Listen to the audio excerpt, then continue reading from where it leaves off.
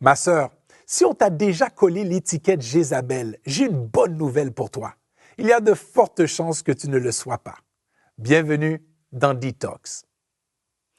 Jézabel a le dos large dans certaines de nos églises. En effet, si tu es une femme et tu as du fort caractère, tu es officiellement candidate à être étiquetée insoumise et donc, par association, Jézabel. Et cette stigmatisation ne vient pas seule. Elle vient avec une forme d'intimidation, d'humiliation, voire même du rejet, qui affecte l'identité de trop de sœurs dans nos églises. Contrairement à la définition populaire qui voudrait associer Jézabel au genre féminin et à l'insoumission, cet esprit vise très souvent les leaders qui ont des carences avec le contrôle, la manipulation, la perversion et l'immoralité sexuelle. Mais le but de cette capsule n'est pas de faire une étude approfondie sur Jézabel, mais plutôt qu'on saisisse que Dieu condamne Jézabel, mais Dieu ne condamne pas ses enfants. Dieu est amour et Dieu veut restaurer, guérir et délivrer ses enfants.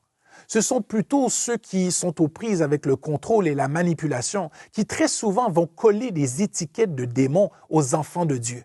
Jézabel, Akab, Léviathan, Absalom, tous ces démons existent, mais on ne peut pas coller et identifier des enfants de Dieu au nom de démons. Mais soyons vigilants et remplis d'amour pour tous ceux qui cherchent désespérément à être délivrés. Et faisons attention de ne pas coller des étiquettes de noms de démons aux enfants de Dieu. C'était une autre dose Detox. Si tu as aimé ce contenu, je t'invite à t'abonner. Et si tout comme moi, tu aimes l'Église de Jésus-Christ, partage cette capsule à un maximum de personnes.